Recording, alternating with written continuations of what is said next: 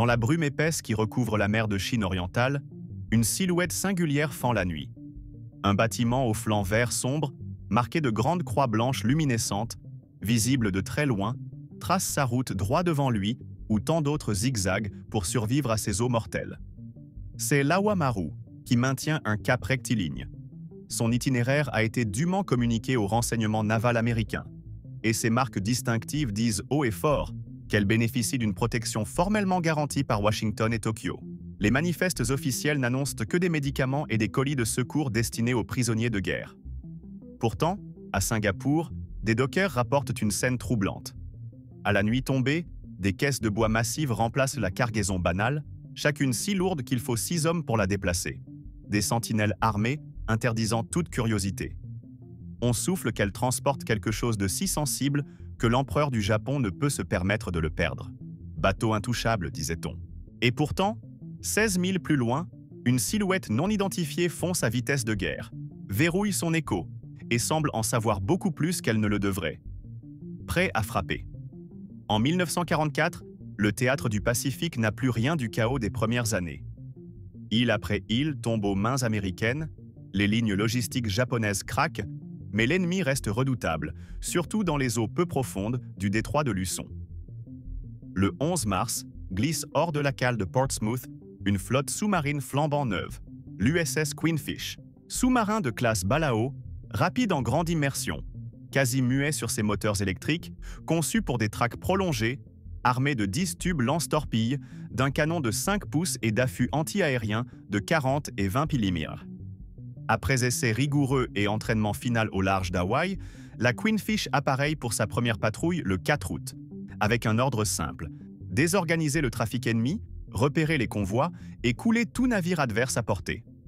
À la barre, un jeune chef de 34 ans, le lieutenant-commandeur Charles U. Laughlin, figure montante de la force sous-marine du Pacifique. Elle rejoint alors un Wolfpack de 3 unités, Heads Eradicators, sous la coordination de l'USS Barb de Gene Flockey. L'USS Tunney, touché tôt par l'aviation, doit rebrousser chemin. Fin août, après des jours de maraude infructueuse, Laughlin repère au périscope la Chiyoda Maru, un pétrolier de taille moyenne, descendant plein sud, serein et ignorant. L'équipage s'affaire dans les coursives étroites, la sueur perlant aux tempes, les ordres claquent. La salve part sans sommation. Les sillages effervescents tracent la mort. Les impacts sourds résonnent dans la coque de la Queenfish. En minutes, le tanker se brise, gîte, puis disparaît sous la surface. La semaine suivante, la chance persiste. Le 9 septembre, par mer maniable et visibilité constante, 2 traînards non escortés ferment la marche d'un convoi côtier. Le Toyuka Maru, paquebot cargo de 7000 tonneaux chargé de troupes et de matériel pour les Philippines, et son compagnon plus modeste, le Manchu Maru. Laughlin attend le moment favorable, angle, distance, allure, puis lance une gerbe complète par l'avant. Les 2 navires coulent en quelques minutes. Prisonniers de guerre. À la mi-septembre, bilan rare pour une première patrouille. 3 navires envoyés par le fond en 3 semaines. Mais la mer va offrir à la Queenfish une toute autre mission: sauver. Ordre nouveau, catastrophe en mer de Chine méridionale, au large de Hainan. Le 12 septembre, 2 transports japonais, Rakuyo Maru et Kachidoki Maru, ont été torpillés par des sous-marins américains, sans savoir qu'ils embarquaient plus de 2000 prisonniers alliés, surtout britanniques et australiens. Après les frappes, les escorteurs japonais ne repêchent que leurs propres marins, laissant des centaines de survivants à la dérive. La Queenfish rejoint une petite meute de submersibles pour une recherche désespérée. Pendant des heures, on scrute, on met à l'eau des radeaux, on jette des lignes, on hisse à bord des hommes hagards mais reconnaissants. Au total, la Queenfish récupère 127 prisonniers. Puis l'horizon noircit, un typhon arrive, la mer se déchaîne. Il faut casser la recherche et quitter un champ de débris qui se transforme en piège. Après près de 2 mois et plus de 10 000 milles parcourus, cap sur Majuro pour carénage et repos. Laughlin's Loopers. Pour un bateau neuf, la Queenfish coche ce que l'état-major attend. Au centre, Laughlin. Jeune, posé, gagné par cette assurance tranquille que donne la réussite. Début novembre, retour en mer froide, dans le nord de la mer de Chine orientale, cette fois avec un commandement de meute. Loughlins Loopers, Queenfish, Barbe, Picuda, dans un secteur où le trafic japonais passe encore. Froid, brume, champs de mine, l'humour noir tient lieu de paravent. Le 8 novembre, la Queenfish repère le Keijo Maru et le Hako Maru, au sud de Kyushu, sous escorte.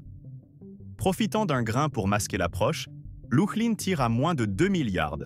Un coup au mètre, les deux cargos coulent en un quart d'heure. L'USS Barbe achève dans la foulée un croiseur vétuste. Le lendemain, la Queenfish chasse seule et envoie par le fond le Chojusan Maru, une canonnière âgée reconvertie en transport. Le 10, elle harcèle un convoi robuste, endommage un navire, puis encaisse une chasse aux grenades. Pour s'en sortir, elle s'enfonce en profondeur, rase les fonds, échappe de justesse, puis fait surface pour prévenir la meute. La Barbe intercepte et coule un cargo. Plus loin, une autre meute, les Urchins, anéantit la plupart des fuyards. Peu après, un message flash. Un gros convoi descend de Mandchourie vers les Philippines, avec troupes, cargos et 2 porte-avions d'escorte. Les Loopers et les Urchins s'éventent pour l'embuscade. Le 15 novembre, la Queenfish accroche l'Akitsu Maru, ferry aéronautique de plus de 9000 tonneaux, rempli d'appareils et de personnel. Loughlin piste toute l'après-midi, hors éco-sonar, puis, au crépuscule, place 2 torpilles, proue et arrière, et l'envoie par le fond. Les escorteurs noient la zone de charge sans résultat. Pas tout de suite. Dans les 48 heures, les 2 meutes mettent le convoi en charpie. 8 navires de plus, dont un transport de 21 000 tonneaux, une perte colossale pour la défense des Philippines. La curée dure jusqu'à début décembre. Le 4, presque à court de torpilles, la Queenfish met le cap sur Guam. Bilan de patrouille. 4 coulées confirmées pour la Queenfish. Et, pour les Loopers et les Urchins, 19 navires envoyés au fond, plus de 110 000 tonneaux, un total qui vaut à la Queenfish la Presidential Unit Citation. Avec chaque filature et chaque tir, la confiance de Loughlin monte, et les attentes aussi.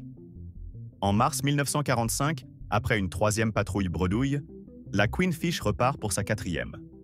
Le tempo de la guerre change, les cibles se raréfient. Mais Loughlin s'entête, les yeux rougis à la jumelle du périscope, prêt à courir après des contacts incertains dans les brumes de la mer de Chine orientale. Dans la nuit du 1er avril, un message bref venu de sa compagne de meute, l'USS Seafox. Un convoi a été frappé au large de la Chine, un bâtiment isolé filerait au sud dans le brouillard. Loughlin abat sa barre. Celui-là ne s'échappera pas. Le mystère de l'Awa Maru. À mesure que la guerre entre dans sa phase terminale, l'état-major américain s'inquiète du sort de milliers de prisonniers alliés dispersés en Asie du Sud-Est, alors que le Japon peine déjà à pourvoir aux besoins de ses propres forces. Washington se tourne vers la Suisse, neutre, avec une proposition. Livrer 2000 tonnes de secours de la Croix-Rouge. En échange, le Japon pourra les convoyer sur des navires bénéficiant d'un sauf-conduit international. Tokyo accepte. Sur le papier, on parle vivres et médicaments. Dans les états-majors impériaux, on y voit aussi une occasion rarissime de traverser des eaux hostiles sans être inquiété. La monnaie japonaise s'effondrant en Chine et en Thaïlande, l'or revient au premier plan. Des analystes américains évoqueront plus tard des mouvements de bullion liés à ces routes, mais sans preuve d'un retour chargé sur l'Awa Maru. 2 navires sont retenus. Le Oshimaru part en janvier vers Shanghai et accomplit sa mission. L'Awa Maru, ex-paquebot d'un peu plus de 11 000 tonneaux devenu cheval de trait stratégique entre Japon, Singapour et Birmanie, reçoit une route plus longue et exposée.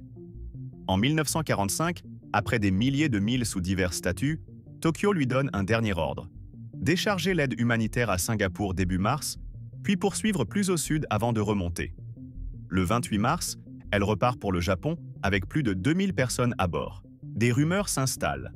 Au-delà des caisses de pansements et des sacs de riz, on chuchote au sujet de lingots d'or venus des territoires occupés, de platine, de diamants industriels, voire d'objets précieux.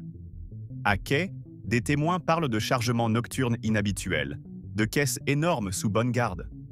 Rien n'est confirmé et les versions divergent. Ce qui est sûr, c'est qu'elle appareille avec statut protégé. Ne pas engager. En vertu de l'accord, la coque de l'Awa Maru est peinte en vert foncé, flanquée de larges croix blanches sur les flancs et les cheminées, repère visible même dans la brume, pour signaler sans ambiguïté sa protection.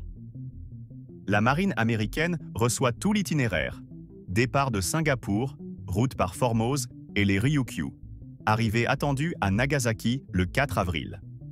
Pendant 3 nuits, un message clair est diffusé à la flotte sous-marine. Laissez passer sans entrave. Les communications pourtant se dégradent et tout n'arrive pas. Le 28 mars, la Queenfish reçoit bien une dépêche chiffrée qui dit en substance « Laissez passer en sécurité l'Awamaru. Elle transitera entre le 30 mars et le 4 avril, éclairée la nuit et couverte de croix blanches. » Loechlin lit, mais la formulation générale, sans coordonnées ni rappel des précédents avis, noie l'alerte dans le trafic radio routinier. Les 2 navires avancent alors l'un vers l'autre, sur la même mer, sans se savoir. Cible en vue. Peu avant minuit, le radar de la Queenfish accroche un contact unique à 16 nœuds, allure typique d'un bâtiment de guerre, à 17 milliards. La cible ne zigzague pas, file droit, comme sur d'elle dans une zone récemment secouée par des torpilles américaines. Pour Loechlin, tout concorde. La solution de tir favorise l'arrière, il fait virer, stabilise la solution, lance 4 torpilles à 1200 yards, réglées pour une explosion peu profonde. 4 chocs bien distincts remontent à travers la coque. À l'écoute, on entend le métal se tordre, des poches d'air éclater. L'écho-radar disparaît. Dans le poste central, on se congratule. Encore un danger en moins. Awamaru. À l'aube, la brume lèche encore l'eau quand un veilleur repère un naufragé agrippé à des débris. On le hisse, transi, silencieux. Par l'intermédiaire d'un interprète, il dit se nommer Kantaro Shimoda, civil, et explique que le navire coulé n'était autre que l'Awamaru, en mission sous bannière de secours. Le silence tombe, le sang se glace. Ils ont torpillé un navire intouchable. Loechlin transmet aussitôt un rapport vers Pearl Harbor. La nouvelle remonte jusqu'au bureau de l'amiral Ernest G. King, à Washington. L'ordre tombe, retour immédiat à Guam. À l'arrivée, l'amiral Lockwood attend sur le quai. Sur instruction directe, Loechlin est relevé de son commandement et déféré en cour martiale. Il plaide la pertinence de ses renseignements tactiques. Au final, il est reconnu coupable de négligence et reçoit une lettre d'admonestation. Sanction légère qui déclenchera des foudres dans la hiérarchie, mais qui n'efface pas le drame humain. Il poursuivra sa carrière et atteindra plus tard le rang d'amiral, sans jamais reprendre un commandement à la mer. Pendant 31 années, l'épave de l'Awamaru demeure au fond, sans carte ni repérage public. Et ce qu'elle emportait, secours, matières premières, valeurs, reste immergé dans le silence. Jusqu'au jour où l'on décide de chercher. Vrai ou pas? L'épisode opposant l'USS Queenfish au navire protégé Awamaru a rapidement pris une aura de mystère. Officiellement, le paquebot reconverti bénéficiait d'un sauf-conduit sous l'emblème de la Croix-Rouge, censé transporter vivres et médicaments pour des prisonniers alliés. Pourtant, détail troublant, le seul rescapé recueilli, l'interprète Kantaro Shimoda, parla plutôt de caoutchouc, de plomb, d'étain et de sucre, sans mentionner de l'eau pharmaceutique, alors même que Tokyo réclamera plus tard des indemnités substantielles pour le navire, les vies perdues et la cargaison, chiffrant cette dernière à plusieurs millions de dollars de l'époque. Avec le temps, les récits se sont enflés. Or en lingots, platine, diamants industriels, parures et pièces anciennes auraient pris place à fond de cale, certains allant jusqu'à évoquer des reliques anthropologiques inestimables. Mais entre rumeurs et documents, la ligne reste floue. En 1977, des équipes chinoises annoncent avoir localisé l'épave dans le détroit de Taïwan, et des moyens considérables sont engagés. Pendant plusieurs saisons, on pompe la vase, on multiplie les plongées, on relève de la vaisselle, des céramiques, des lingots de cuivre et quelques monnaies d'argent. Pas de trésors fabuleux en vue, malgré l'ampleur des opérations, des milliers de plongées, des navires de soutien, des centaines d'hommes mobilisés. À l'automne 1980, un haut responsable à Pékin concède publiquement l'absence de métaux rares ou de cargaisons exceptionnelles, mettant un coup d'arrêt aux spéculations les plus extravagantes. Dans le même temps, un groupement américain tente d'obtenir des droits d'exploitation auprès de la Chine populaire. Parmi ces figures, John Lindbergh, fils de l'aviateur, et d'autres personnalités convaincues qu'un magot titanesque sommeille sous la vase. Leur argumentaire évoque des caisses de diamants, d'ivoire, de bijoux, des antiquités et jusqu'à 40 tonnes d'or, l'ensemble supposément embarqué à Singapour lors du dernier passage de l'Awamaru. L'initiative fait grand bruit dans la presse de la fin des années 1970, mais les autorités chinoises, déjà passées à l'action, gardent la main sur le site et, après des campagnes intensives, reconnaissent n'avoir trouvé aucune richesse comparable aux légendes colportées. Reste un fil narratif persistant. La rumeur liant la disparition des fossiles de l'homme de Pékin au naufrage de l'Awamaru. Plusieurs démentis et enquêtes soulignent l'anachronisme. Les fossiles se volatilisent dès 1941, bien avant le torpillage de 1945, et privilégient d'autres hypothèses, du détournement par des militaires à une perte sur un trajet terrestre, voire un enfouissement inopiné sur un site militaire des années plus tard. Autrement dit, si la mer du détroit de Taïwan garde ses secrets, il est peu vraisemblable qu'elle cache ceux de Zhukudian. Le volet judiciaire, lui, a laissé des traces précises. Déféré devant la plus haute formation de cour martiale jamais réunie dans la marine américaine, Charles Eloughlin est reconnu coupable de négligence et reçoit une lettre d'admonestation. Peine jugée trop clémente par certains chefs, à commencer par Chester W. Nimitz, qui adressera des blâmes aux membres du Conseil. Eloughlin poursuivra néanmoins sa carrière et terminera amiral, alors que la Queenfish, écartée un temps de la lumière, achève encore une patrouille avant la fin des hostilités. Ainsi s'achève l'Odyssée de l'Awamaru. Un navire parti sous emblème de secours, coulé par erreur, est devenu le pivot d'un mythe tenace, celui d'un trésor impérial englouti. Les campagnes de renflouement chinoises de la fin des années 1970, malgré leur ampleur, n'ont pas corroboré les fables d'or et de joyaux. Au mieux, elles ont rendu à la surface des témoins ordinaires d'un destin extraordinaire. Au pire, elles ont rappelé que la mer se joue des certitudes. Et la légende, elle, continue de flotter au-dessus des flots du détroit, attirant curieux, chercheurs et conteurs, parce que certaines histoires ne cherchent pas tant une preuve qu'une raison de perdurer.